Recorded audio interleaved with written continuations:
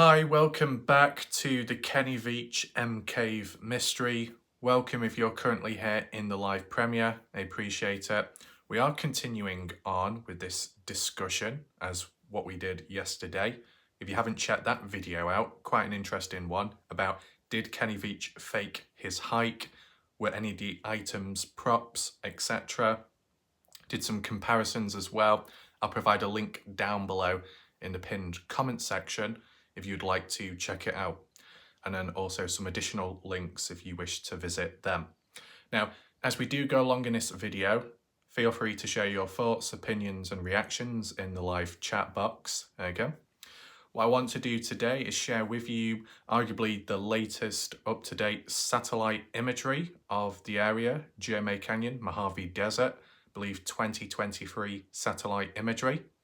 Considering for so long been looking at 2019 imagery, granted I did go back in time with the use of Google Earth Pro in the past, but that's limited of course because it did miss out key dates, key months, key years, and that was a bit of a reoccurring pattern when it came to the area, as well as Kenny's place of living, as well as that Enchanted Forest Reiki healing store owned by one of the Veach family members, etc. I think it was the sister, if I'm correct in saying. What was her name though? I can't think on the spot, but she had very curly hair. And I guess that ties in with what Susan Veach was saying about curly hair within the family. So I guess you've got that there. People will be confused, but it don't matter. We can get into that later on. So I think to begin this video off, we should get right into this satellite imagery. Take in mind, there's a few limitations and I can explain that clearer when we get onto it. And then once we've covered that area, then I can maybe check some of the comments out of the last video because it's relevant to this Kenny Veach discussion. I want to incorporate and bring over what I've done from the Dylan Rounds case and merge it with the Kenny Veach case because I think it is effective and it is successful, okay? But because it's more experimentation at this moment, I'd rather look at the comments after the main feature of this video, only because I know how people's mindsets work when it comes to the Kenny Veach case. They want it bang, bang, bang. So that's what we're gonna do. Start off fresh. Let's get into the satellite imagery right now. Right, here we are on the Bing maps, as you can see. What I do want to explain straight away with the limitations, and some of you will know, regular viewers, whilst we've been looking at the Dylan Rounds case, when it comes to Bing maps, it's arguably the latest up-to-date satellite imagery, which is publicly accessible easily. Visually, the quality is pretty good as well. But the things that lack are you can't create your own project, you can't measure the distance, you can't put markers down, okay? More importantly, you can't flip the screen. And as you know, normally I like flipping the screen so we're kind of like on ground level, but it's not possible here. It's not the end of the world.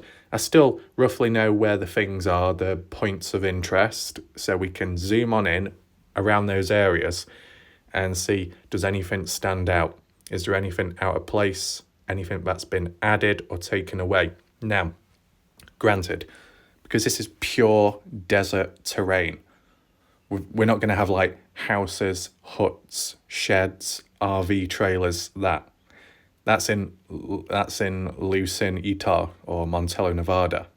Here, it's more remote, okay? And just as a heads up, and I'll say it again, you will get outsiders and you will get casual viewers that do come along and say, oh yeah, several people have been out here. That is incorrect. Jeff Clark did a rough estimate of the total amount of people that have been out there, and it's around 13 people, 13 hikers, maybe plus one for the odd group that's gone out there and didn't document it, right? It's not a lot since 2014, I guess, till recent time. Not many, okay? So I think some people need to remember that, okay? So whilst we're here, we can zoom on in as I said, it might be hard for you to follow along because, you know, we can't flip the image. But we've got Joe May Road here. Okay, this one. And also, whilst I'm dragging along, I can be looking out to see if there's any cars parked up, right? You could say, what's the aim of this, right? You're not going to magically find Kenny. You're not going to magically find his car or anything like that. I know, but it's nice to look at the area up to date, right? Just in general. If the place is arguably a little mysterious, odd, you never know what might be captured on satellite imagery. Take in mind, back in the past, I did document it on a previous video, but 2019 satellite imagery, I believe, in a certain area, more northwest, there was like a drone caught on camera, like an actual military drone flying on over. How often do you see that captured on satellite imagery? Maybe not as much, okay? Visually, it's fairly clear, but obviously if you zoom in too much, it does look a little bit blurry. If you wonder what all those like little patchy dots are, it's the vegetation, okay? You do have somewhat of a defined like dirt road. Make sure we don't go too far there because we end up going up Blackgate Canyon, I think. So it's actually at this like bend point. And interestingly, at this bend point, I don't know if you can see, but center of the screen, it looks like there's a bit of a clearing just on the side of that bend, like where cars would park up, okay? You could say, does that really matter? It's just a parking spot, I guess. Well, when you start seeing the ground disturbed, or you look for track marks, kind of, I don't know, what do you call it, refuels the concept that you're not always alone out there, right? But there are still people coming and going, maybe not that often, but somewhat to be able to leave marks behind. Hopefully that makes sense to some people. For others that are confused, it's just because when I was looking at the Dylan Rounds case, you know, with that being described as a ghost town, still more people there than here, but it was trying to look at the roads, you know, have they been used since, any fresh marks, or have they faded with time and it's become overgrown? But it's quite prominent, stands out, this dirt road, if you call it that, yeah. Going up this way, it's when we start going up Joe May Canyon, okay? Just zoom on out, up Joe May Canyon, follow it, okay? We'll just start from the bottom. As said, I do understand it's probably hard to follow, but there is absolutely nothing I can do when using Bing Maps. This is more so just to look at the area, survey it, and see, you know, is there anything different, right? How does it show up?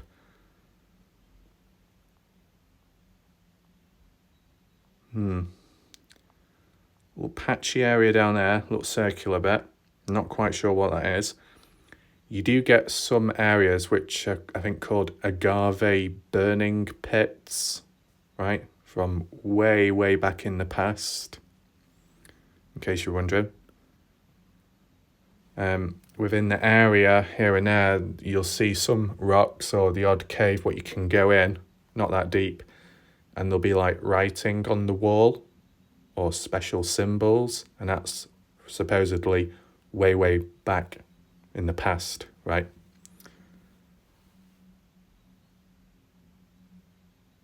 Obviously, it's hard to zoom in everywhere and focus on everything, of course. Am I able to drop down coordinates? No, I can't. That's a shame. Now I can't get rid of that blue marker. There we go. I'm not seeing really anything yet. This, looking at this, is probably more like looking at a needle in a haystack, right? The definition of some of those rocks, the quality of it is pretty reasonable.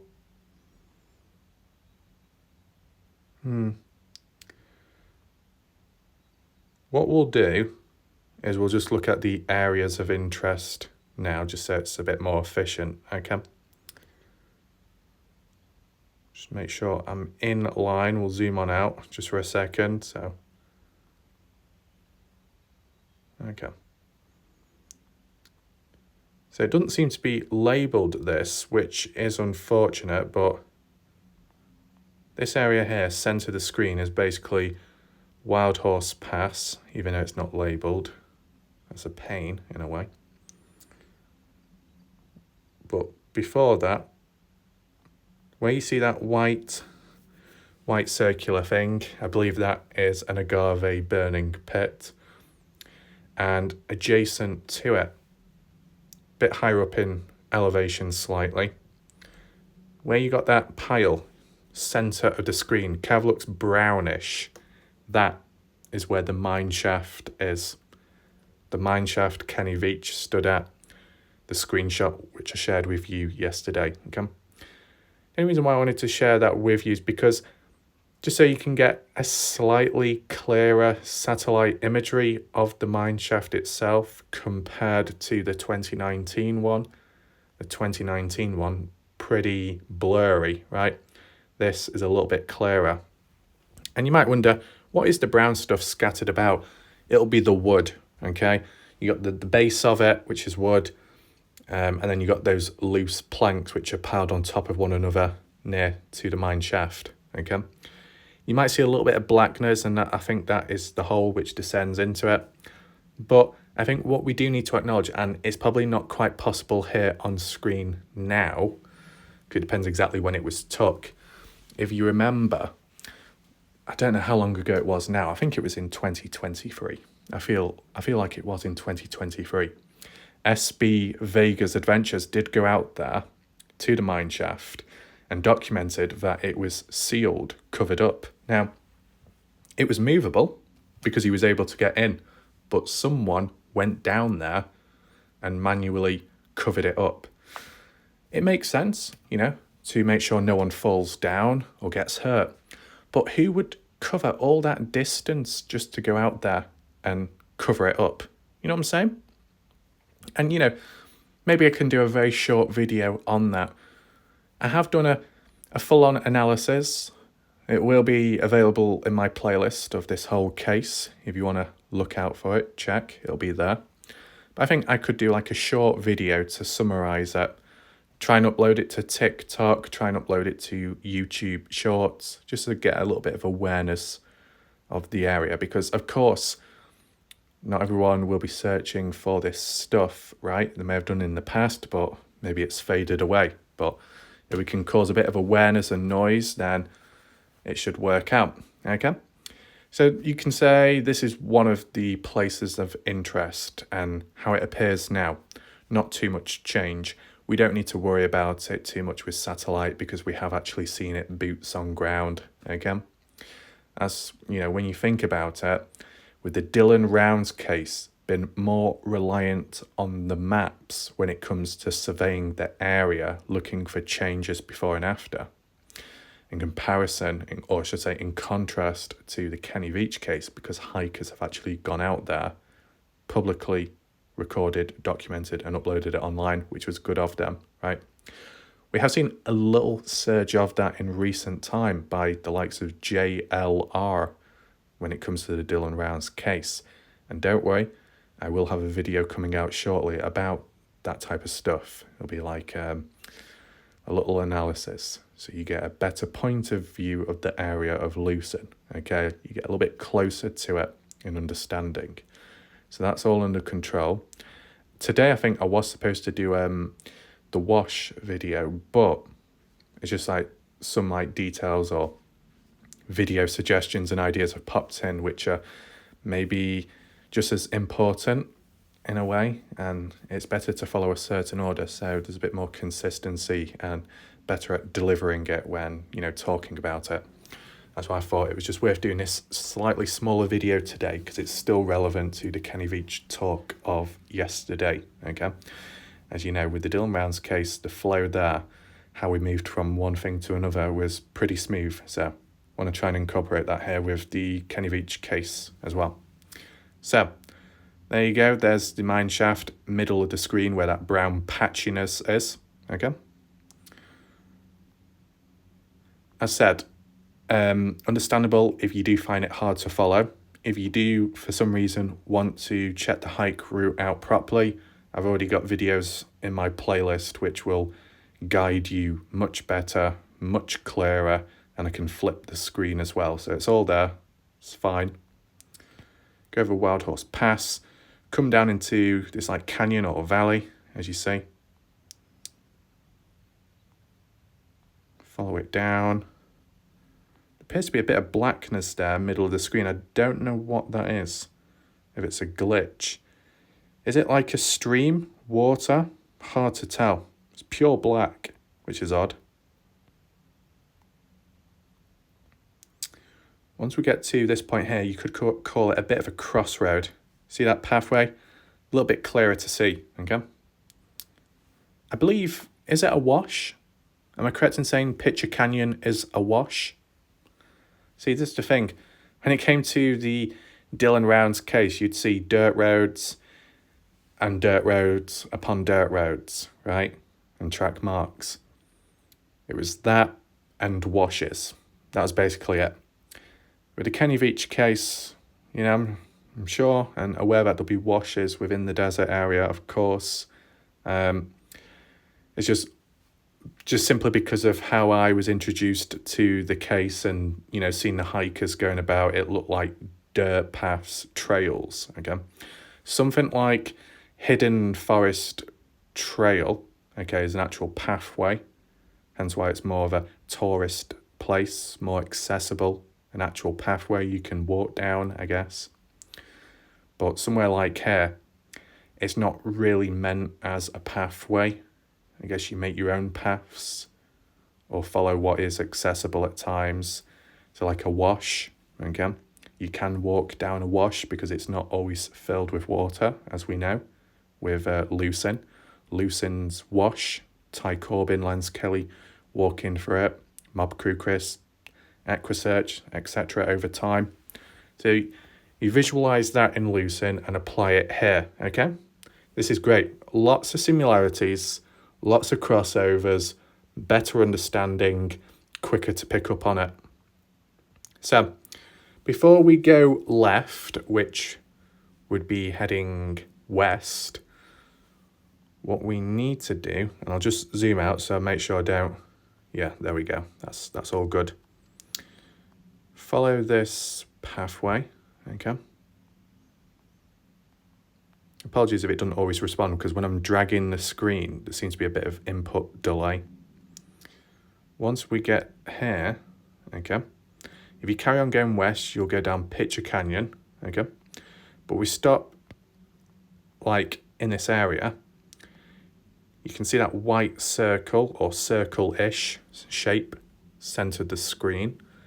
In the past, if you were using 2019 satellite imagery and you rotated the screen around, it actually looks like a big M symbol on the ground when looking down at it. People thought it was the M cave or something related to M cave, but what it turned out to be was, I believe, sagebrush, either an agave burning pit once again or sagebrush, a collection of it forming again. Just in case you're wondering, but it was a place of interest in the past. It was up for debate, right? Going down this way will be Picture Canyon and where the covered M cave is. But if we go north up this way, okay, you follow that like gravelly path, if you want to call it that, even though it's not really a path. Up this way is where the sword and tent was found by Scott Natal. If you don't know what that is, make sure to check my previous videos out as I extensively covered it, both before and after, because it did disappear. Is there anything on the side though, on the way up that way? Like there, centre of the screen, there appears to be something whitish, but can't quite make it out. I wonder what that could be. Is it rock formation or something else? Fair size.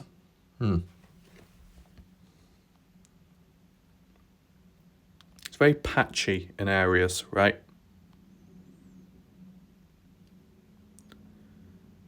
But if we go up this way, I'll tell you when we get to it, okay? Just zoom out for a second. Just some familiar. Okay.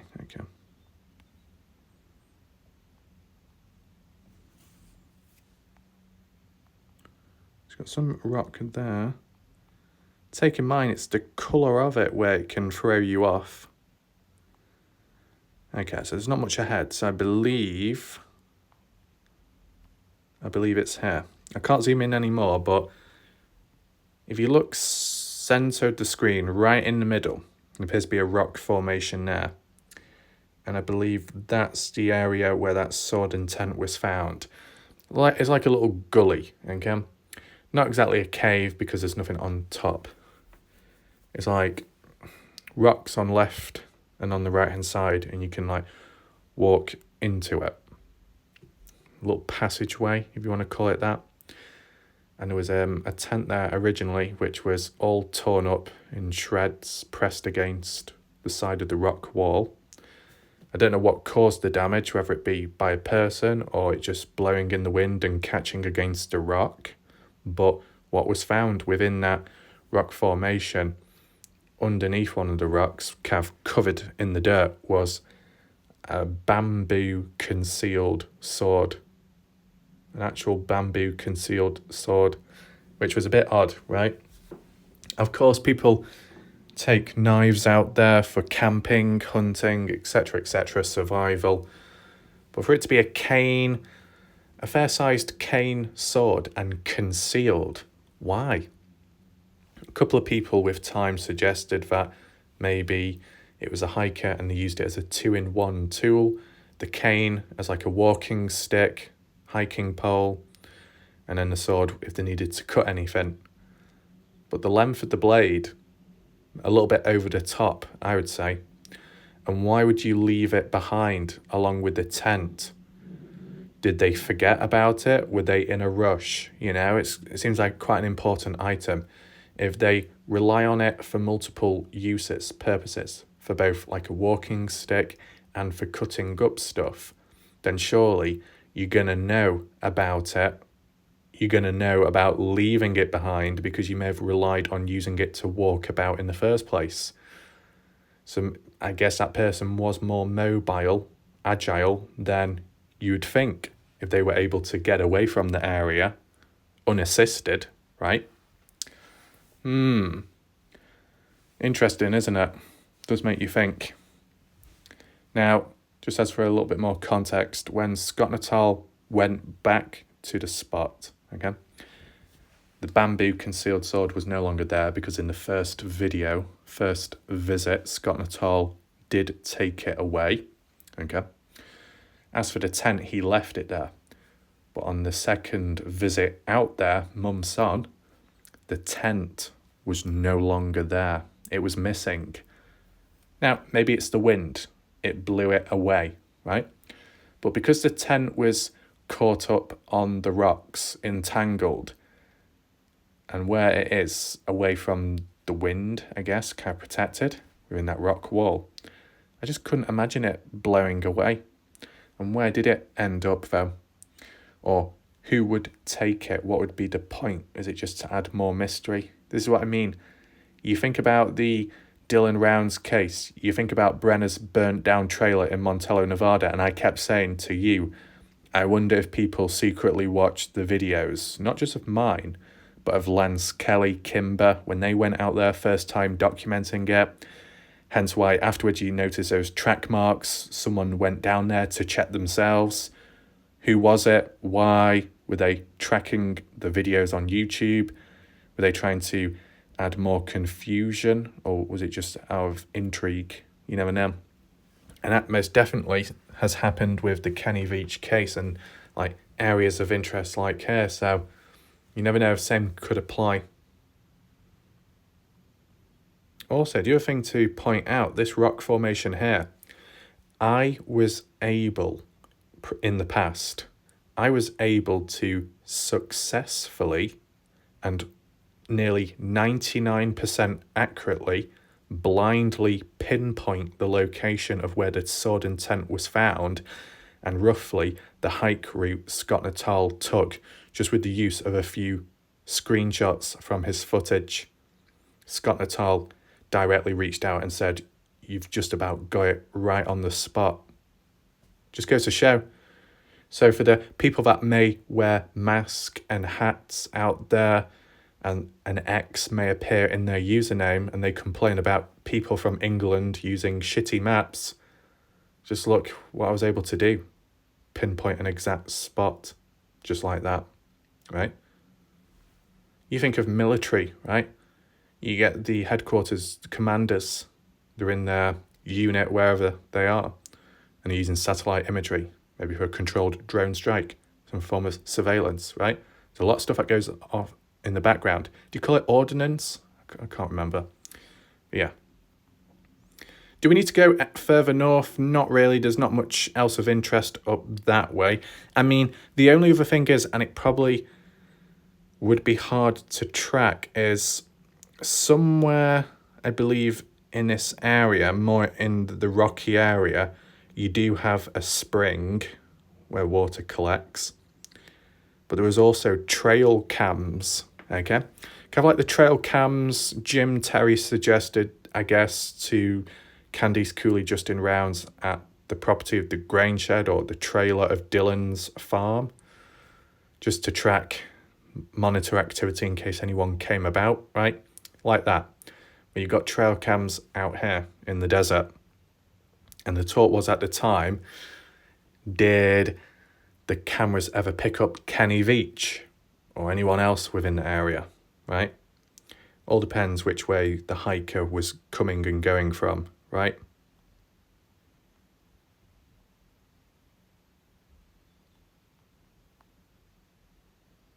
Okay.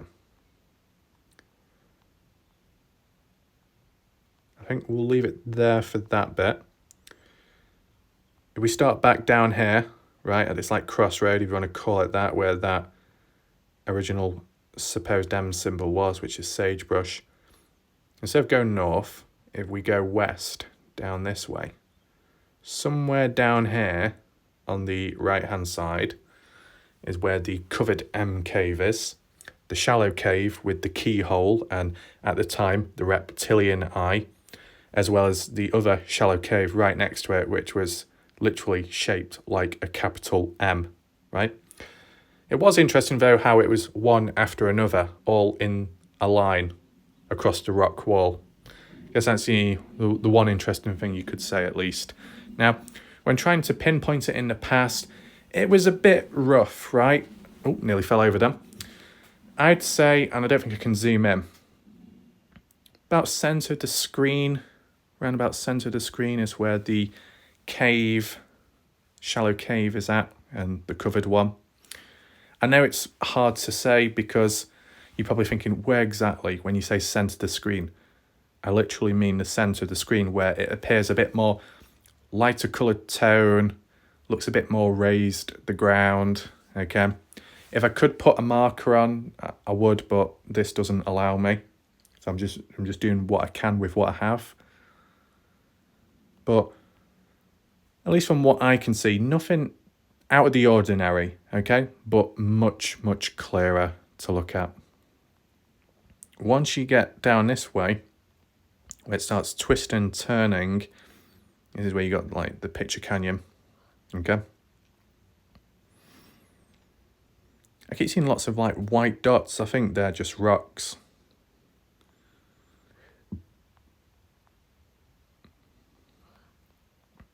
And you just follow it down. I don't know, visually it just looks a little bit weird. Maybe because we're not able to flip the screen and it's not 3D. Interesting. There appears to be some areas where it's a little bit blurry. So we are starting to see possible limitations of this area. And I think it has glitched out because you've got some weird black shadowing.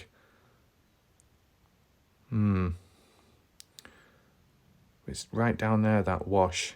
and then it comes out here back onto the normal land, and then you would go south back to the place, right, all the way back down here.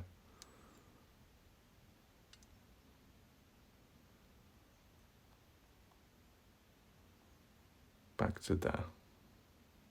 Okay. As for the canyon Jeff Clark went up, it's hard to tell from this angle, okay, but you do have a couple. Let me know your thoughts. You know, I just wanted this to be somewhat of a short-ish video because of, you know, it's limited to what you can do with this. I do understand and acknowledge. What about the Enchanted Forest Trail? Hidden Forest Cabin. So this one, they've got like an actual simulated pathway from the looks of it. That line, Hidden Forest Road. It's slightly out of sync with where it should be. It's down there if you can faintly see it, but the generated pathway is slightly out. But, you know, it's a lot clearer here though. You can, even though it's not really 3D, you can still see kind of like the 3 dimensions of it though. Can we see the cabin though?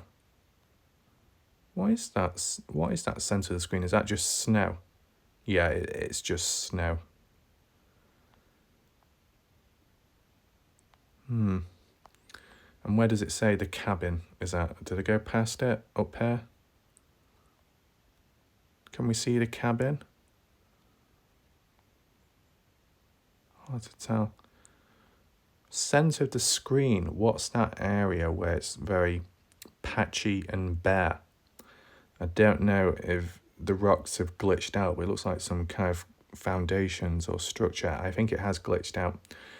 I can't seem to see the cabin unless that bloody marker is covering it up. Okay. This was just the only other place of interest, okay?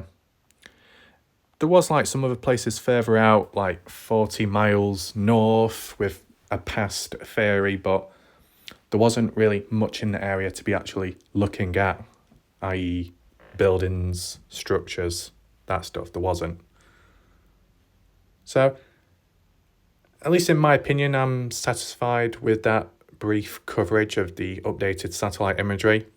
I think now we can just move on to the comments of the last video. If there's any questions that need to be asked or any discussions that need to be reshared, that's what we can do right now.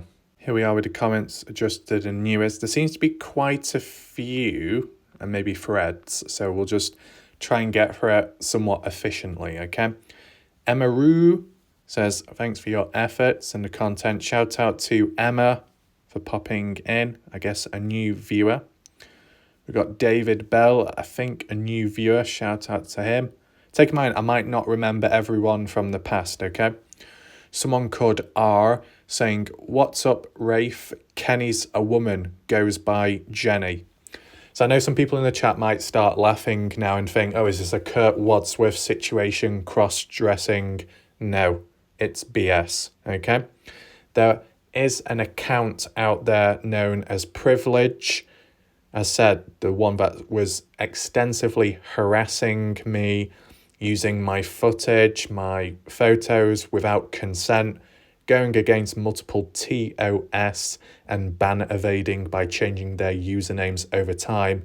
They did a video in the past saying that Kenny's transitioned into a female and then using a photo online from the Enchanted Forest Reiki healing store of people that work there, whether it be full-time or part-time, right?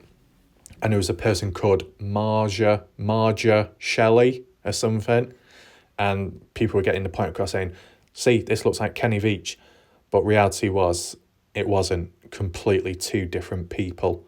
And I'm not sure if some other people covering the case at the time covered it and then it backfired, or it led to some kind of harassment, or it led to some kind of consequences, backlash, not quite sure. I think it got a little bit messy at times. But yeah, Kenny has not transitioned from at least what we know of. There's no solid evidence or proof to suggest it at this moment, okay? What was said. Sonny saying, was a good time though, lol. I would disagree. I wouldn't say it was a good time because it was during the phase of extensive harassment, using content without consent, acting in insulting manners at times, here and there, arguably some serious slander as well aimed towards me. So no, it wasn't a fun time. It was a serious time and things needed to be addressed. Again, how I may act in the Dylan Rounds case at times, no different to how I act within the Kenny Veach case. Okay, arguably speaking, I'm a little bit more looser now, like when we've done some of the light-hearted videos when it does come to Dylan Rounds. Luckily, the community does have a fairly good sense of humour, okay? Even people in the chat right now who may not get on well with one another, or, you know, you may hate certain people or can't stand certain people, at least from my experience, majority I've come across do have a decent sense of humour, like when I've done my messing around videos. So that's at least a positive, okay? Let's just move on.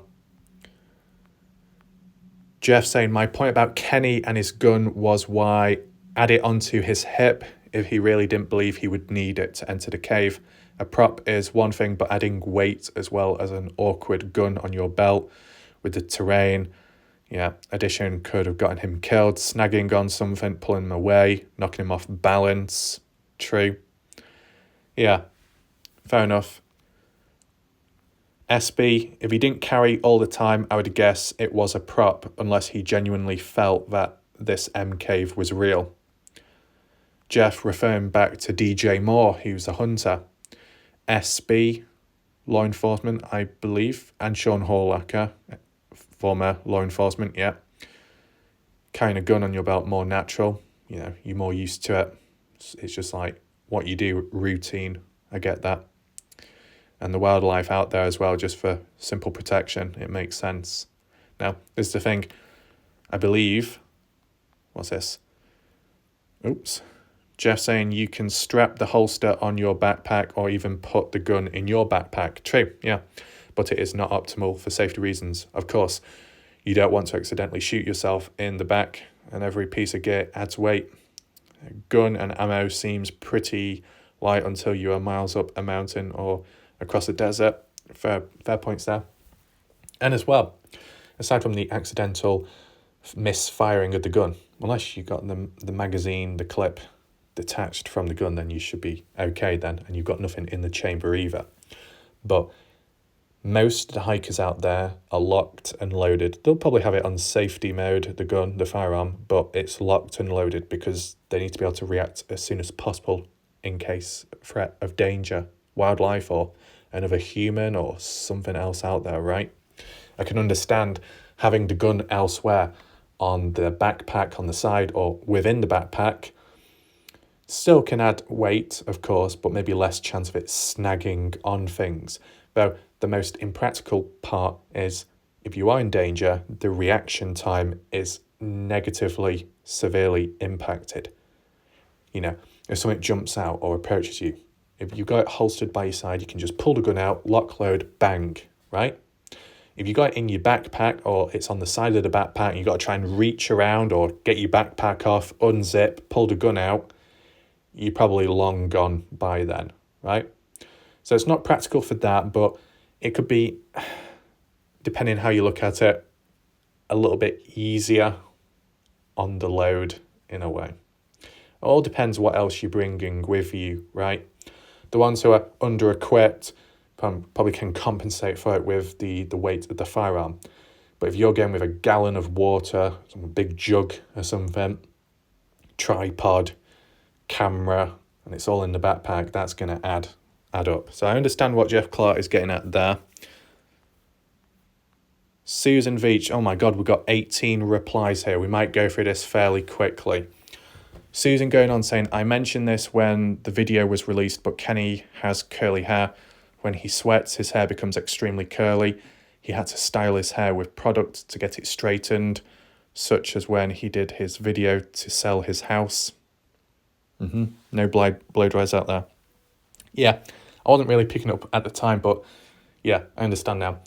When Kenny Veach did his, Cowboy Sells His House, forgot the title of the video, where he walks around, gives a tour of the place where he lives, because he's selling it to someone, but he wants to be able to still live there himself.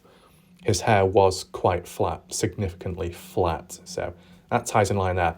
Whereas when Kenny, on his hike, his hair isn't flat, it's a bit all over the place. Curly, genetics or not, one thing I will acknowledge is my hair isn't really curly. Maybe some people say it is. Maybe at times it is, but other times it's not, okay? But it hasn't got anything to do with the heat in a way. And what I mean by that is like when sometimes it is and sometimes it isn't. But what I would say, I don't want to try and contradict myself here, okay? Sometimes the hair needs washing, maybe, but you throw in doing exercise just before that, the hair can get very messy, right? Messy hair. Someone like Maria has acknowledged it with my hair. At times it looks like it's been rolled around in the bed or something, the head, kind of like that. Not all the time, but it happens. Has that got to do with just because it needs washing, or because more so it's because you've been through physical activity? Kenny Veach himself being on physical activity out in the desert, right? Especially wearing the hat as well. The temperatures. Okay, sweat can be absorbed because of the winds and it being dry out there, I guess, with what Jeff Clark said. But you're going to sweat initially to begin with. If you're wearing a top, you can sweat there. If you're wearing a hat, okay, it can make your head sweat, your hair get wet, and then maybe it dries off again, okay, later. But it does go through a little phase, doesn't it, the wetness, and that can alter the hair itself.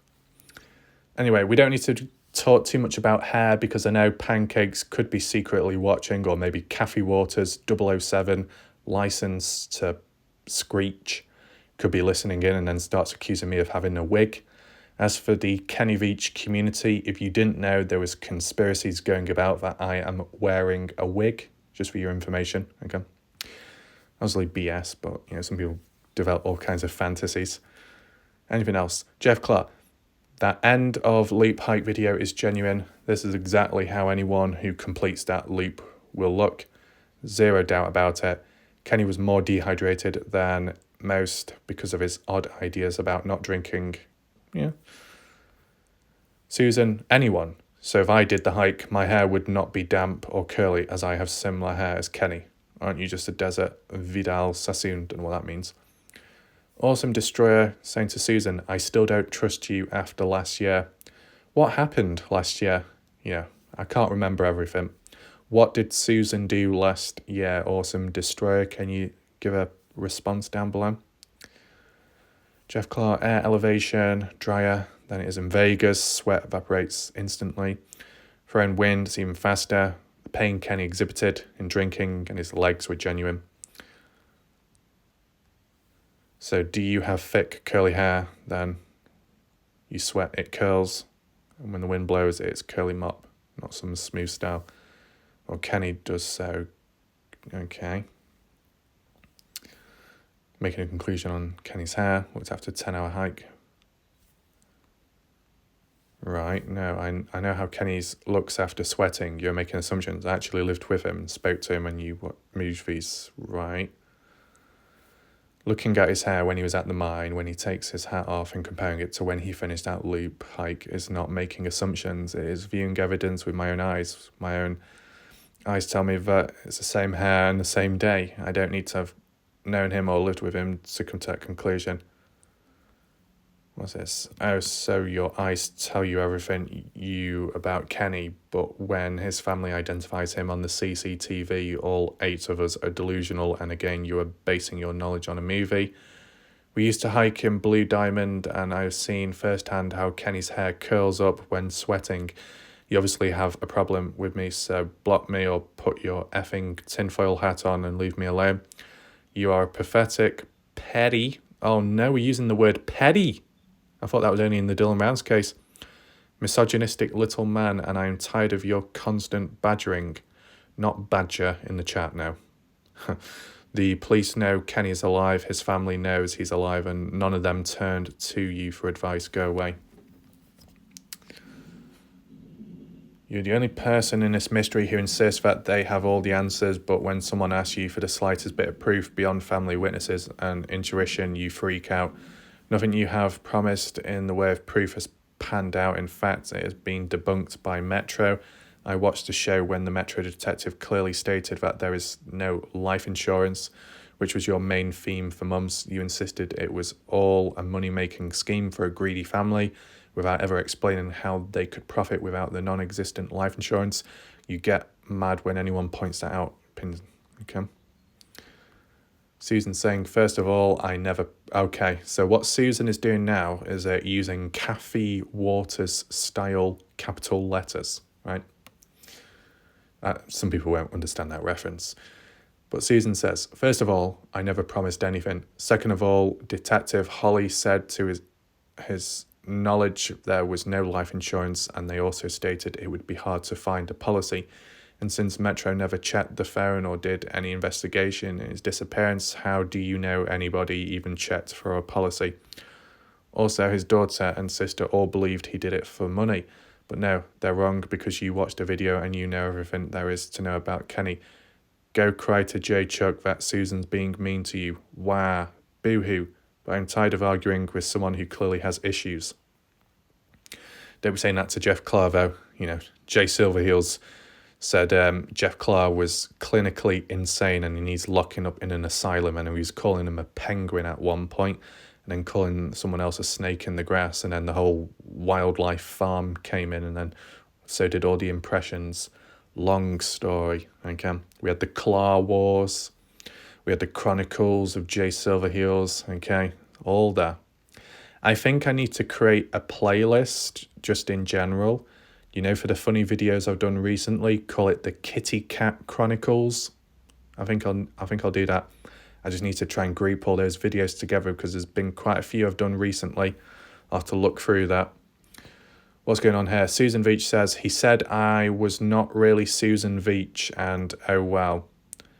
Oh, is that to do with Awesome Destroyer? Something that happened last year. I mean, one thing that really needs to be highlighted, okay, whether you agree with Susan Veach or not, there was a time in the past where there was a fake impersonation account of Susan Veach, and the comments were very wild, wacky. Some were insulting other people, basically giving Susan Veach, the real Susan Veach, a bad name. There was even some wild conspiracies by the fake account saying that the Susan, but under the fake account, was having some kind of incest relationship with Kenny Veach, right? So when people read that down the line, they thought, oh, that's true. Oh my God, how could you do that? But people weren't aware it was a fake account. Who was behind it? I don't know. But some of you watching right now should be able to relate and understand that, the whole impersonation account, giving someone else a bad name, because we've seen it extensively within the Dylan Rounds case.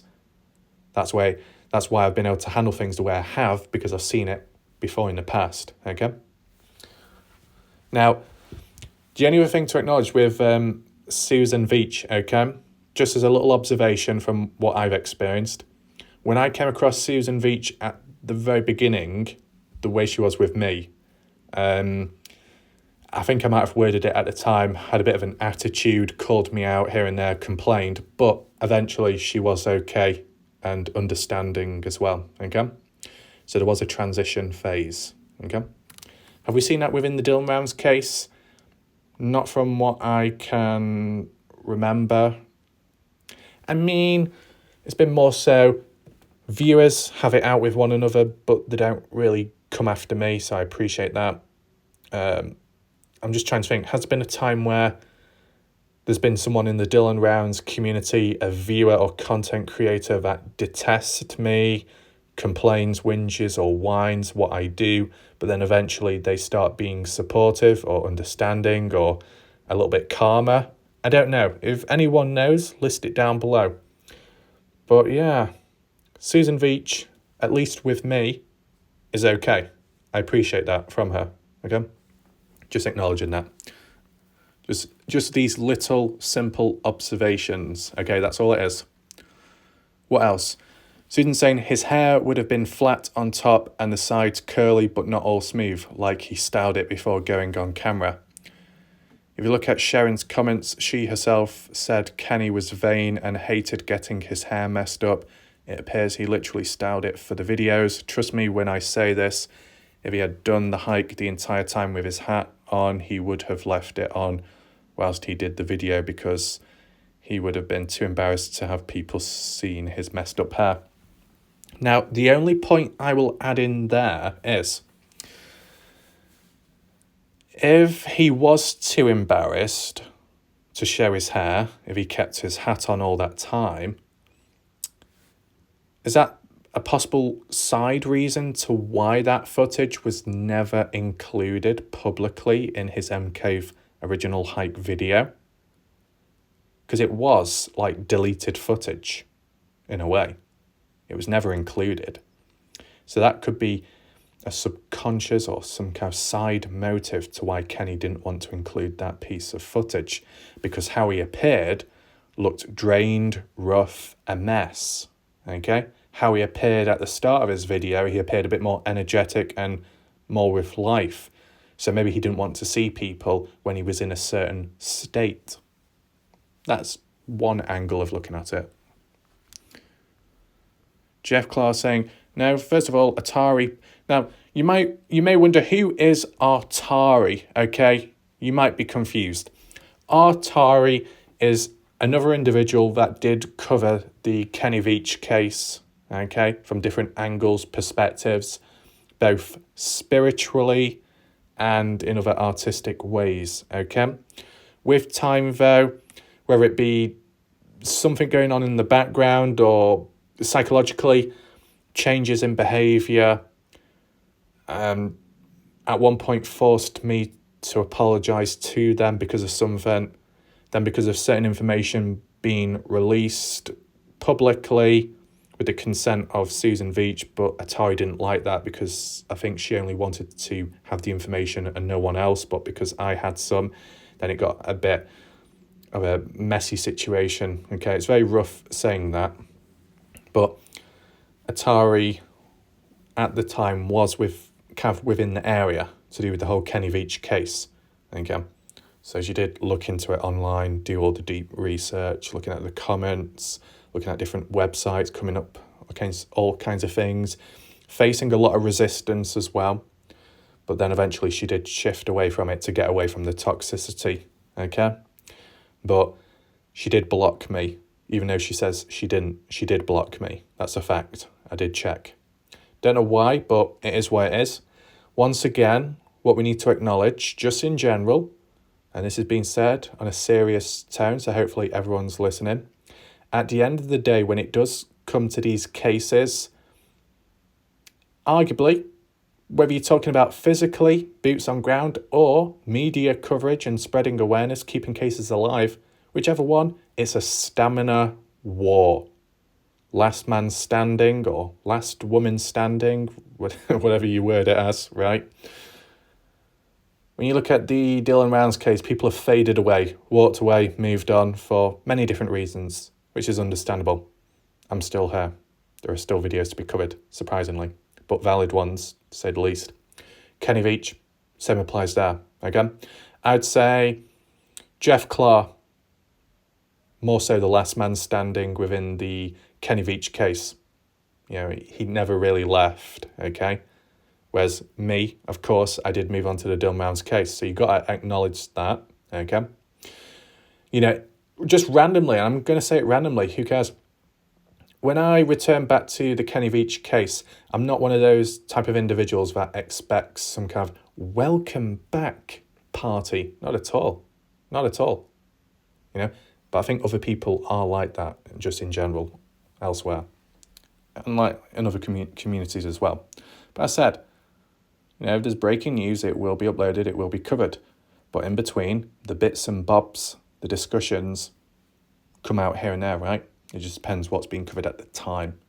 Because the one thing I don't want to ever happen is to return back or move on to something unexpectedly to cover a case, to cover a video, to deliver an important message, and for it to be all mixed up and muddled because I got confused because I've been too busy focused on something else.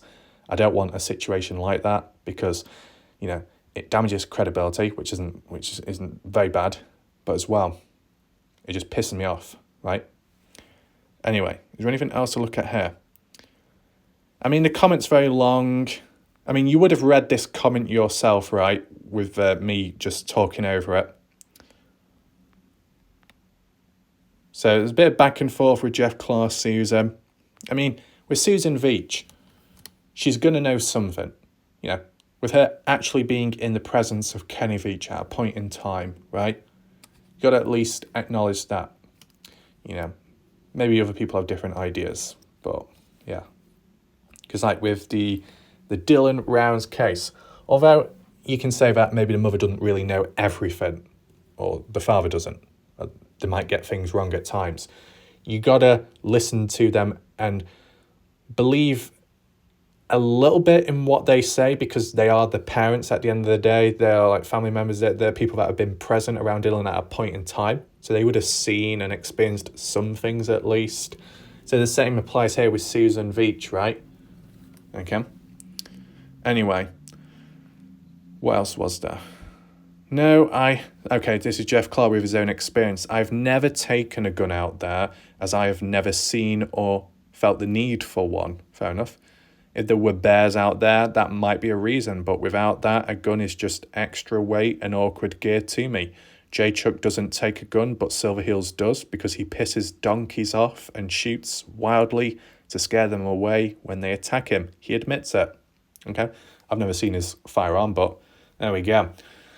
Oh my God. So Silverheels was like, anyway, I'm going to be burning down a log buck anytime soon. I'm going to be riding down the mountain up and down, man. I'm going to be climbing to the top of the peak like Muhammad Ali. I shook up the world. Yes, I still remember that quote. It never left me. Okay. And that boxing match is still pending. Anyway, what else do we have here? SB Vegas Adventures. Don't see his comment. Where's that gone? Anyway, there you go. Awesome Destroyer, we are still back on this. Of course he faked it. This is the thing. Arguably, there's a form of proof, supposedly forms of evidence to suggest Kenny Veach is alive. Okay, let's just say it like that. And especially more so from an outsider perspective, there's bits of material to suggest it, that Kenny is alive out there somewhere, right? Aside from the desert area.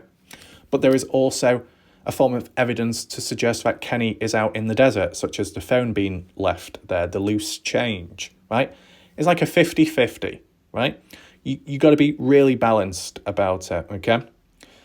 Was there the same level of balance back then as there is now? Maybe more balanced now, but that's just because of the Dylan Rounds case when I've been exposed to that, really trying to, keep it under control, But, my opinion, I'd say it slants more towards just the general idea, Kenny Veach is alive, or at least was alive, and didn't go missing in the desert, okay? I just feel, from just an opinion, which may not be strong enough, I just feel that there's more evidence or more discussion and support to suggest that Kenny is or was alive away from the desert when he supposedly went out there missing, okay? That's the way I word it. But the cave itself, as said, that's a mystery in itself. Although, in my opinion, I could say, the cave doesn't exist or there's no proof of it being out there. Other people won't think that way.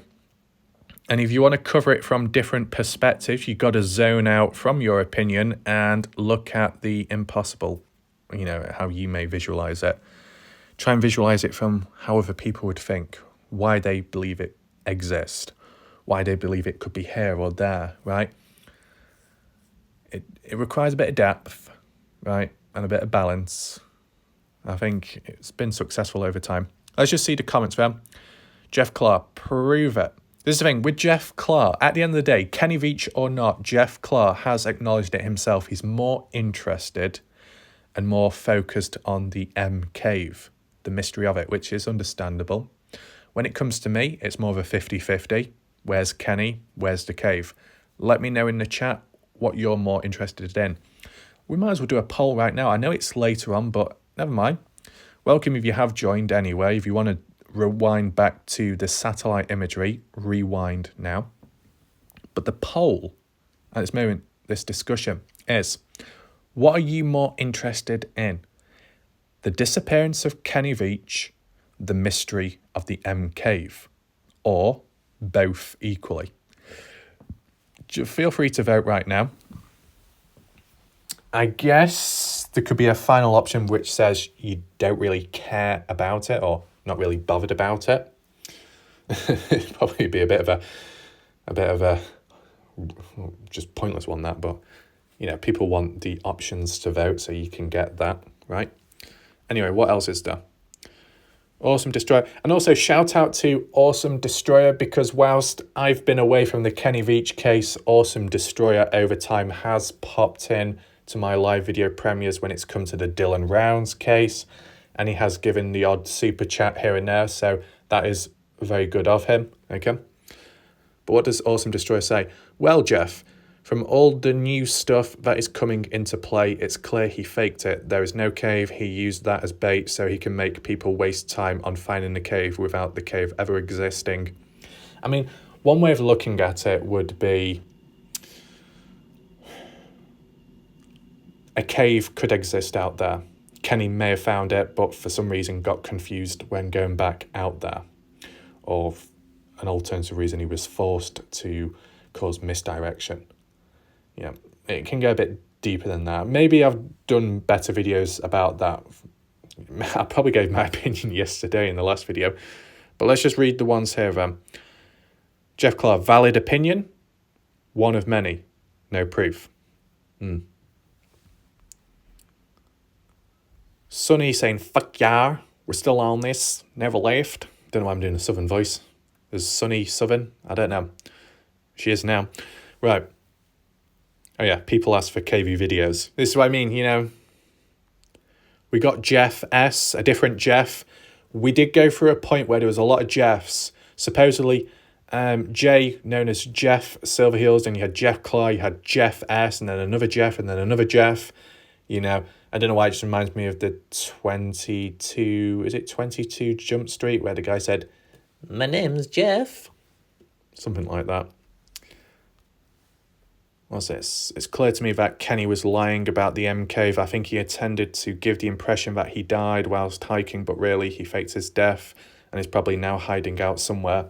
I can understand that concept, that idea, because, you know, you go one way, leave traces, then go the other. When people do come looking for you, whether it be authority, general public, family, whoever it could be, friends, they're going to go in the initial direction, the original one, and they'll just be misguided, right?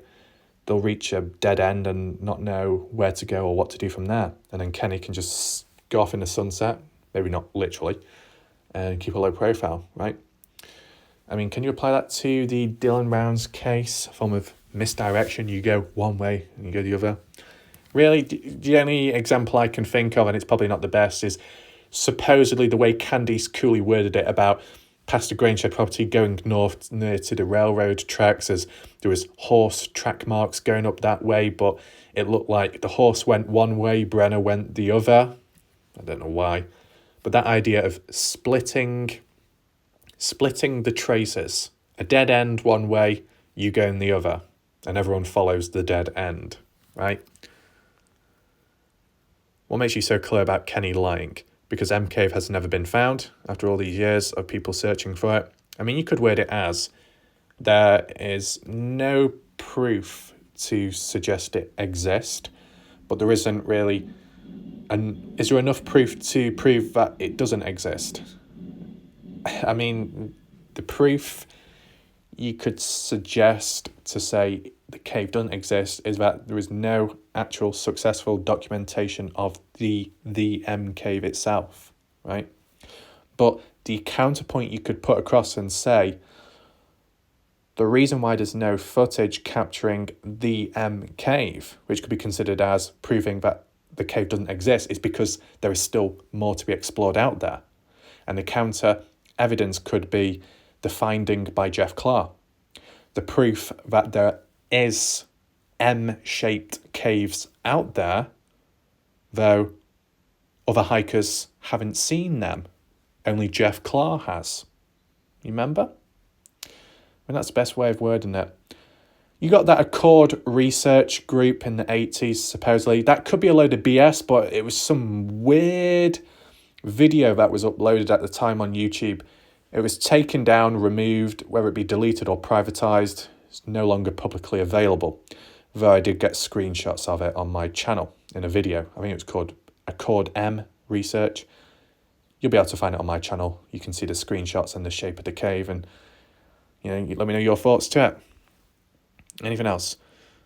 Yeah, all these people, 13 hikers in Pitcher Canyon in 8 years. Yeah. Bungee Cord, shout out to Bungee Cord, long-time viewer. All I can say is he sure grew a lot of facial hair between the 5 hour in when he was gathering pine nuts clean and that supposed end shot Sharon supplied, and he disappeared on November the 10th when that hike was recorded, as far as I recall, so warmer weather. I mean, as I said, ultimately the best way to find out, and it's impossible, unfortunately, is to find the original, raw, unedited video clip of when Kenny returned back to his vehicle and check the date of it when it was recorded. Does it fall in line with the original recording of the M Cave hike, unedited? I don't know. It would definitely give an answer, but it's hard to get a hold of, right? Susan, I guess you were not... Oh, yeah, messing around there. God, more comments. Never ending. Jeff Clark, I've never been to that cabin, but in watching J Chuck, Scott Natal and SB Vegas, yes, you can go into the cabin and sleep if you want to. That's interesting. Also, you may wonder, why does Scott Natal's name show up in this? Because you yourself, the viewer, might be familiar with Scott Natal looking for Dylan Rounds. But originally, Scott Natal his channel originated to do with the Kenny Veach case in Nevada. Because at that time, Scott Natal was working somewhere in Nevada, Las Vegas. So when he had spare time, he would go out and hike and look for Kenny. And I think he'd begun that in around 2021 up to maybe 2022, kind of. And then when he had to move work or go elsewhere for work, which was in Utah, that led to Scott Natal looking for Susan Powell in between the Kenny Veach videos. So I think there was a bit of back and forth motion going on. And then eventually, with time, with the Dylan Rounds case, that coming about in May 2022, with Scott Natal working in Utah more frequently, I guess. That's why he started looking for Dylan Rounds, right? So that's what the interesting thing is. And I'll say it right now, and I hope people are listening. It's very interesting how these different sets and groups of people have all moved along in a similar direction. So you're not really parting ways with people. You might be with cases, but you're still kind of moving in the same direction, which is good, because if you bounce off well from one another, or you coordinate well with one another with distributing, sharing information, analysing and passing it about and stuff, it works very well, right? I mean, what would I say? Like with the Dylan Rounds case, although you got all the drama going on in the background, all these people seem to know one another. Like some video of Stoney and Bella V in the same room in one of the first live streams, and then now they're, I guess, separately and living in their own places. But it's so you knew each other to begin with. That person knew that one. They knew them, they were connected with them. And it's like, well, how many interconnections are they? You know, when I came into the Dylan Rounds case, I came in as a lone wolf. When I came into the Kenny Veach case, I came in as a lone wolf. When I went to college at the time, I came in as a lone wolf and I exited as a lone wolf, etc., etc., etc., right? From some connections down the line, maybe you come across some people, but it's that concept of one against all, right? Even times when I have faced resistance, okay, in terms of a content creator basis, right? You put aside the, I guess, fans, if you want to call it that. It tends to be like a 1-on-4 situation from my experience, but that's fine. It's under control. Anyway, what else is to look at here? Do we look at the replies? SB, yes, you can sleep there, but I've been told the wood stove is not to be used. Yeah, we don't want any stoves being used because the last time one was used, Brenner's trailer went up. My God. Campers posting my hidden cabin. They'd rather sleep, pitch out overnight outside. Maybe they just prefer it better. It's, you know, if you're going out there camping, you might as well literally camp out there, right? Jeff Clark, that hidden forest trail seems like the most heavily used trail in the whole area. My guess would be that they didn't want to be in a location where strangers might show up to in the middle of the night. Fair point. Yep. Yep. And we're in a hurry to get out there. Oh, what? Wait. They didn't seem friendly and were in a hurry to get out of there. Strange. Interesting characters. There's Susan again. SB, figured I'd comment and answer a few of your questions since you did an analysis of me in full gear. Great job. Shout out. Good to SB. The backpack is a camel backpack with a 3-litre water bladder. Okay, fair enough. A must for long-range hikes. Inside are binoculars, first aid, survival kit, food, etc. The walkie-talkie is a ham radio, and while range is limited, it's possible to reach someone within range in a vehicle, as ham radio is probably the most common forms of communication for overlanding. Anyone who isn't fully prepared should not be out there. The pistol is a Glock 27. I think the reason why I was able to identify it as a Glock is because I played a lot of Call of Duty Battlefield with time gaming. Don't know the precise names of guns, but visually I got an idea. He says, which packs a heavy punch but adds very little extra weight. Well, that's good. I mean, I don't know if it applies to real guns. I've seen it with airsoft. Don't you get skeleton designed guns where, you know, you got the internals, of course, to be able to use it, but the outer layers, some of the plastic or metal is removed, so it's a bit more see-through. It's like a skeleton build, just for more weight efficiency, to make it lighter. I have seen that. What else was there? It's unlikely I would need one out there, but if it's legal to do, I'd rather have one and not need it than need one and not have it. Fair points. The cabin is 5 miles on foot from the nearest trail, so if you have an issue with an armed person or mountain lion on trail, it's nice to have. Yep. Especially, but since I have the proper license and training, I've spoken with DNR personnel and was told that mountain lion are more common than people think, but you rarely see them. Kind of like firearms in the US. They are much more common than people think, but you rarely see them because it's legal to carry concealed here. And I sure don't want to be the only one unarmed when everyone else is. Fair point. Oh, and the Google Earth photo I uploaded from Picture Canyon that you showed, look top center of the photo and there's your M cave on the side of a mountain, just like Kenny said. Overall, another great video. Keep up the good work. Shout out to SB. Right, okay. I'll have to recheck that photo out where you say, look top center of the photo and there's your M cave on the side of a mountain. I didn't notice that. I'll definitely have to take a look, right? Sunny. Him going over your gear was so funny. Is that a tripod? Is that a microphone? Is that a Glock? The camel thingy. Oh my God. The pic is clear as fuck though, lol. And that great gear strapped. Sunny Productions. A bit of an attitude. My God.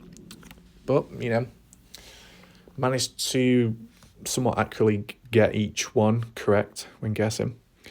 Freddie, we got Freddie in the house. Oh God, not Freddie. It's remind me of that other Fred guy. Fred the Angel. Oh boy. Anyway, hey buddy, catching replay. Hope you find the video interesting, Freddie.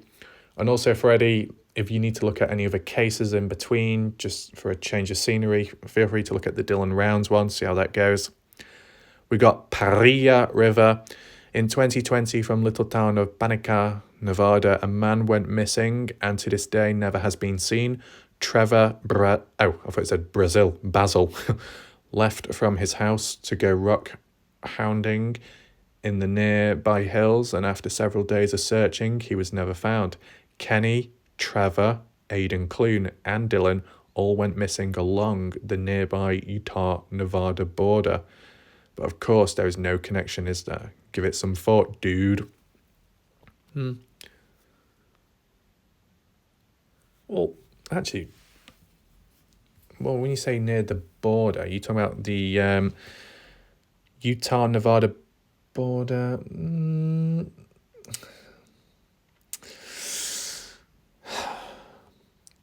Maybe, you know what? Dylan Rounds, a couple of miles away from the border. Aidan Clune, on the border or just over. Yeah. Kenny Veach wasn't near to the border though when he went missing in Jeremy Canyon, Picture Canyon. No. I mean, I know people have made links to do with Dylan Rounds and Aidan Clune, maybe, but you know, you look at the age ranges of these people, right? Sometimes that can give out stuff that. Susan, Trevor's family launched a search for him and they're still searching for him. Dylan Round's family searched for him. Really? Kenny Veach's family never even picked up the phone and called Metro or Search and Rescue to see if there are updates. Wait, so has Susan been watching my Dylan Rounds videos or she's been following the Dylan Rounds case? I didn't even know Dylan Rounds' family was searching for Trevor's family. Well, the missing person of Trevor's family. Yeah. Anyway, I was told that there are several who have gone missing in the area, but Kenny was the most publicised. I mean, to be honest, Kenny Veach really isn't that publicised, but, you know, you're doing it on like a scale, right? The coverage, what we've done, what SB's done, I guess that was what you could call publicising it and spreading awareness. And that's somewhat limited just because of the amount of people that are covering it regularly, of course. So then it makes you think, wow, so the other people that are missing, they're just not covered whatsoever then. They were basing it off that. But like, this is what I mean. The only toxic thing when it comes to missing person cases is the popularity and bidding war of them, right? You may want to cover a particular case because you think and feel you're good at covering it, and you only focus on that one. You would then be called out for not caring about this person or that other person, and you'll get labelled as everything. But, you know, at the end of the day, you're focused on one and you're doing fairly well, then that's what you should do, right? There's many other humans out there on this planet to be able to cover the other cases, right? Not the end of the world. But, you know, you can get that emotional blackmail kicking in. Oh, you're not covering other cases. Oh, that means you don't care. Oh, that means you're okay and fine with a person out there missing and then dying. The death is on your hands. Yes, that has been aimed and labelled towards me. I have experienced that. And I thought, excuse me, how dare you say that to me? I don't know why I'm saying it in that tone. It sounds like I'm about to whip someone.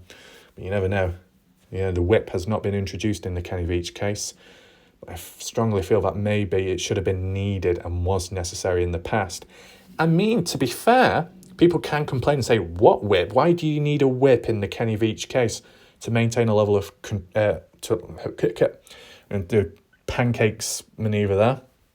You got to maintain a level of order and focus, right? And technically, the whip was within the Kenny Veach case of 2021 August when Jay Silverhill said, you got the information wrong, man. You need to whip yourself. But he didn't mean it literally, but I did. So that's the origins there. when some people use that typical default human insult of, you got too much time on your hands, you got too much time on your hands. Yeah, someone did say that to me, and then what was the next video? Me holding my hands up with 2 fucking clocks strapped to my hands. Full-sized clocks sellotaped to my hand. See, we're not messing around, right? As well, just very random on the spot, just as a valid observation. When humans say, oh, you have no life, that's a typical basic half-hearted insult line many humans on this earth will use in random situations and when it's heated moments. But really, if a human has no life, that living organism must have passed on, that they're no longer breathing, their soul has left the body, hence no life. But of course, that's not the case, which basically makes their insult invalid, pointless, and a waste of time, and they appear as more of an idiot than ever. Congratulations. Let's move on. We've got Ben Farclough. I think he's also known as Big Ben. Okay, I'm not joking about it. I think he was called Big Ben at one point. Says, I said years ago, I wonder why the family ain't going out their way to find him. No videos, no GoFundMe, no missing person posters. Yeah, there seems to be a lack of proactiveness, right? Ben Fairclough is a long-time viewer on the channel, right? Can't remember if he's from Australia or not, but yeah. What else? Sunny saying, yes, been waiting, and fuck what other people say. Do whatever videos you want. It's your channel, and you're being happy with your work and content choices is all that matters in the end. I'll still be here. So shout out to Sunny as well. If you're looking at other cases, the Kylie Rodney one or some others in between, ongoing, I believe Sunny has done some coverage on that stuff. So feel free to check her channel. She's covered a bit of true crime here and there. Okay. Smooth Fishing, gonna have a long time viewer. We're getting near towards the end slightly. Apologies about the length of this video, right? It's just because there's a lot of comments to look at. I think he went on the hike, the one that he was looking for the M cave, but I do think he faked the last trip where something's supposed to happen to him. I think he faked his death and think his brother is the one that picked him up where he left his car and helped him cover it all up. Okay? I don't think there ever was an M cave either. It was put in place because it gives people all different kinds of what might have happened to him. Without the M cave, he wouldn't have been able to fake his death or his disappearance. I carry a pistol with me everywhere I go, so I understand them wanting to carry. There's all kinds of animals out there, if you notice at the end, where he is holding a water bottle at the driver's side mirror and turned way to the side, and rear view mirror is facing towards the driver instead of where you can see what's behind you. Yeah, I think there is done some people couldn't see if someone was standing behind the camera. Why else would he turn the mirrors like he did? Yeah, because there's no obstacles in the way. There'd be no need to move or angle the mirrors. You're in the open. What else? Susan 100% agrees. Jeff Clark, why wouldn't he be able to fake his death or disappearance without the M cave? People purposely disappear all the time without posting videos about it. In fact, posting a video about it kind of defeats the purpose of wanting to disappear, as it brings more attention and more people knowing what you look like. Kenny's brother was on the TV show and several hikers have met him personally. Sean and Jay Chuck, and no one has ever claimed he seemed to be lying about anything, except for Susan. I mean, what I would say is, I could understand it that, from my opinion, and what I've seen with time, Kenny may have faked his death, made it seem as if he went out there into the desert, but he moved away from there and went elsewhere, possibly assisted by some family members, right? It creates misdirection, a dead end, right? In case anyone ever goes looking for him. And, the family are aware, or some of the family are aware of what's going on, then there'll be no need to report him missing or to really be proactive about it. Though, of course, the ex-girlfriend Sharon Pilgrim, who claims to be the ex-girlfriend who is the girlfriend who isn't a girlfriend who is a girlfriend, which was very confusing at the time. He was also in the mental health field expert with all that and pushed the idea of suicide, even though it's not really proven, that was the one that reported Kenny Veach missing. And you could say, oh, well, then she can't be in on it. But the initial point was, and what everyone supposedly knew from what she said, was Sharon, the girlfriend of Kenny, Sharon Pilgrim, reported Kenny missing 2 days after Kenny went out there. But Susan Veach, sister-in-law, Veach's related family member, said that wasn't the case. The ex-girlfriend Sharon Pilgrim actually reported Kenny missing 8 days later. 8 days later. It seems very odd that why leave it that long, right? Just things like that. But anyway, just referring back to my initial idea, I wouldn't be surprised if Kenny Veach genuinely found the M cave and had some kind of weird experience with it, whether it be something actually happening or more so in his head, hallucination, imagining something, right? But whatever he saw an M cave at the time. He wanted to go back out there, right? At the time, quitting his job as well, okay? Maybe financially struggling in a way as well, or would be financially struggling because of quitting his job, right? Him doing his little invention Shark Tank videos as a last-ditch attempt of trying to get some kind of traction or some kind of change in direction positively, but that fell through.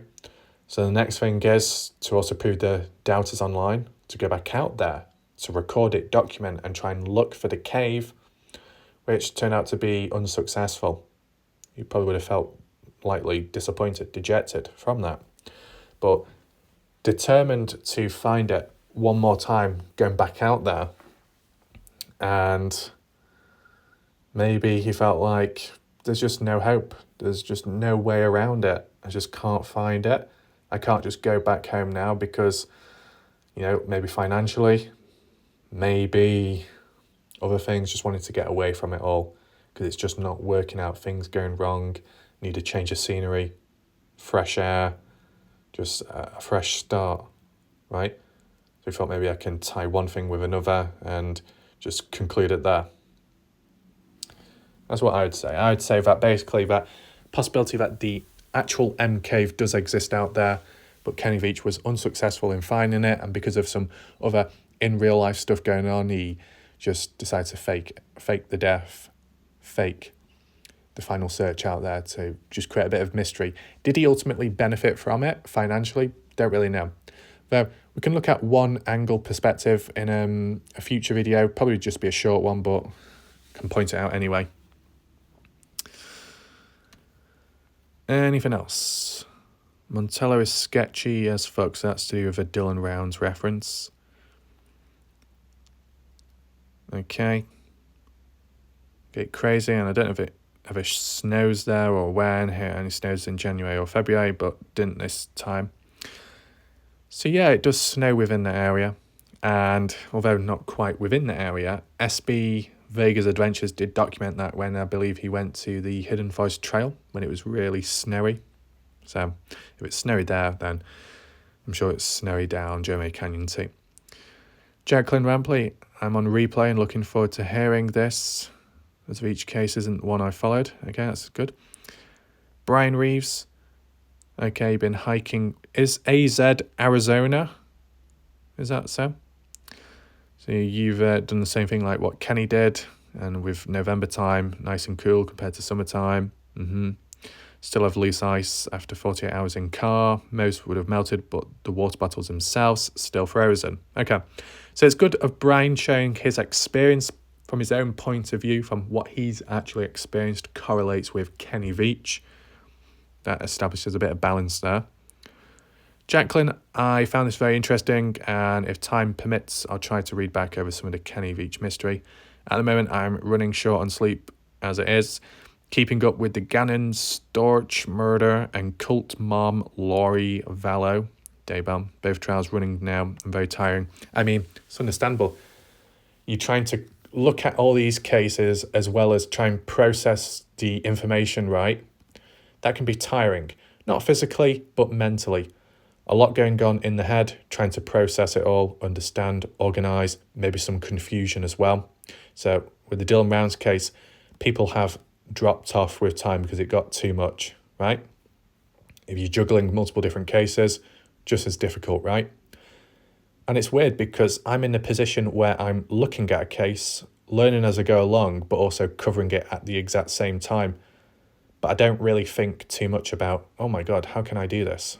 I don't really think like that. It's probably because I just don't have the time to think about it. Maybe. Does it get tiring? It's just more so the repetitiveness of it, but there's necessary need for it to be repetitive so I don't forget, right? So it does flow the videos. But maybe breaking it up, aside with having the odd break here and there, because technically, since Christmas, I've not really had a single break. If you exclude Christmas, the last time I had a break was before I covered this case, and that was sometime in June, I think. June of 2022 was when I literally had a break because I didn't even start it. And from then till now, it's just been video, but it's been fine. Okay. Was the Kenny Veach case ever tiring? Not at all, but that's because the videos weren't every single day. Limited material too. But I think it's all fine.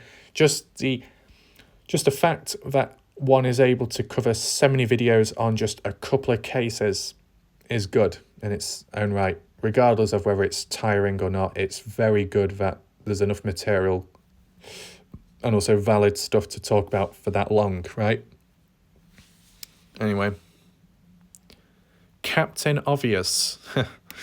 Carrying a pistol with you on a solo hike in the desert is a normal thing for those who live in this area. I lived in Phoenix, AZ, I guess Arizona, and we would also do this, especially when going out alone. Okay, thanks for sharing your experience, Captain Obvious. He's from that advert, isn't he? But yeah, what was I going to say? Arizona. It reminds me, the Arizona Traveler to do with the Dylan Rounds community. I don't know who the Arizona Traveler is. I believe he's interacted with Ty Corbin, had a little hangout, met up together, etc. I saw on an external page in one of the live streams, Arizona Traveler, I think may have been talking to Pancakes or maybe Jim Terry, I can't remember, saying, oh yeah, I'm going over to Warlike Raf's channel to try and prod at him and get a reaction and talk about the wig or something.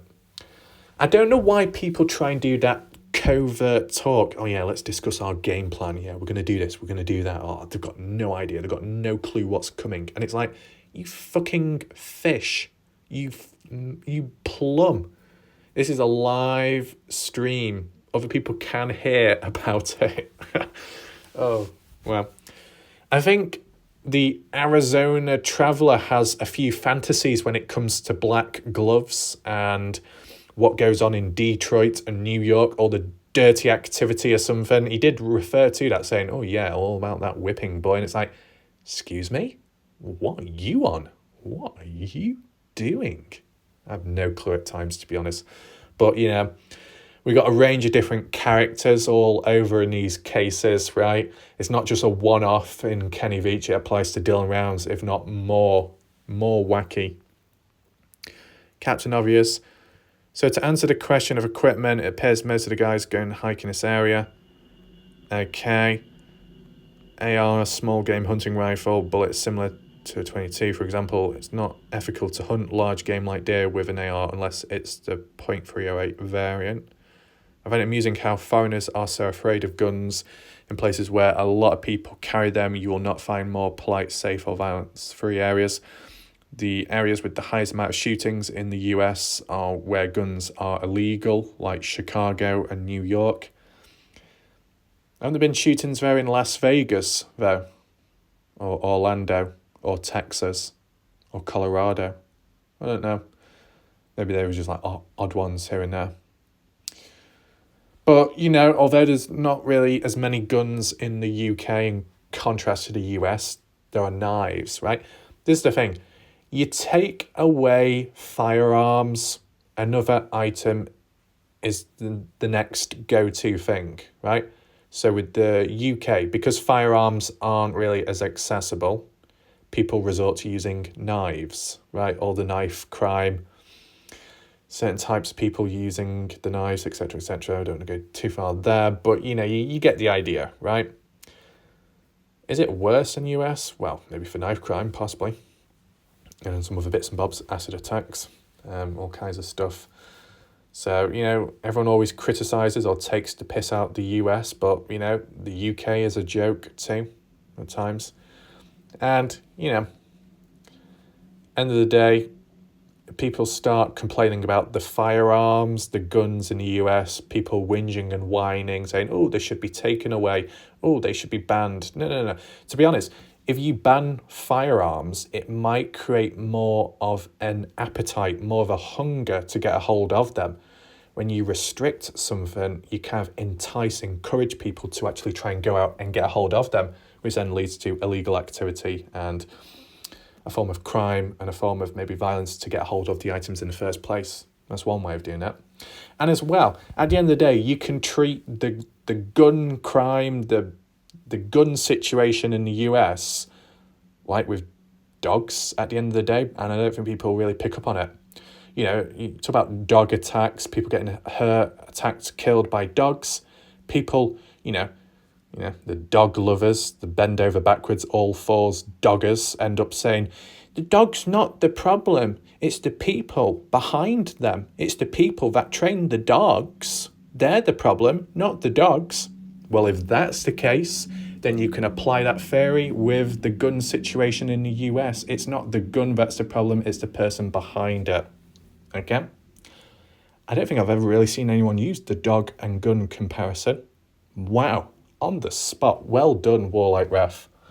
I'm sure the American flag is going to fall down upon me and everyone's going to get the fireworks out and say, well done, Warlike Ref, an all-American, non-American individual standing up. Maybe. But let's just move on. Linda Cushing, the Gushinator of Matrix. Warlike Raf, it's very interesting that Susan Veach only seems to focus on Kenny's hair. If you have dry ice in a cooler, you would have some ice in water bottles. What I don't understand is why cover the entrance to the M cave up. Still bothering me about Kenny leaving his phone. It's possible he's living out there in some cave. I wonder if there has been any break-ins anywhere else or on campus. Looks like Kenny, just a thought. I believe Kenny alive out there somewhere for some reason. He doesn't want to be found. Heat stroke, messes with your head. You can get delusional plus dehydrated. Yeah. That could play a part in why either Kenny Veach wasn't able to relocate the cave or Kenny Veach interpreted the cave as something else, but it wasn't literally there. Response. Jeff Clark, Susan is totally convinced that Kenny and his family hoaxed his disappearance for insurance money, so anything that looks like he was staging or lying is important to her theory. I destroyed that theory many times, but she will not be convinced if he hoaxed it. He did it to disappear south of the border forever, not for money. That's what I was thinking. He went to Mexico. People suggest Mexico, don't they? Some person said Canada at one point. An accident is possible, but doesn't explain the phone at the mine unless he left it accidentally. Coins near the phone also suggest that he might have been pulling out the phone in a hurry to try and call for help and drag the coins out with it. There's a lot of, as well, it depends what the pocket's like. If the pockets are very deep, right, then you must have purposely pulled it all out, right? If the pockets are kind of shallow, things can fall out accidentally, right? So that's one way of looking at it. Have we reached the end of the comments? Whew. Yes, we have. So apologies about that if it was a bit long, though I wanted to keep the video relevant. That's why the initial start of the video was about the map itself, and then the other was the discussion part afterwards.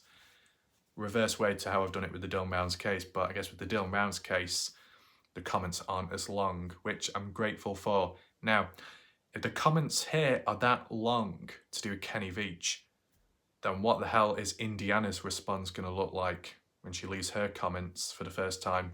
Oh no. I don't want to think about it, Indiana. Don't make me read it out, man. But yeah, I think we'll leave it there for now. Do I do another Kenny Veach video after this? I'll just check the list, of course. There was some relevant interesting discussion points to be made about Dillon Rounds, or the area, the landscape. We need to take note of that and cover it. It'll probably be the next upcoming videos, okay? Got some newer material, right, to look at, so that's all good. And we see where we go from there, okay? So time will tell, of course. Hopefully you learned something new in this video, or was somewhat satisfied by the satellite imagery. And yeah, that's it for now. Thanks for watching. Goodbye and good night for now.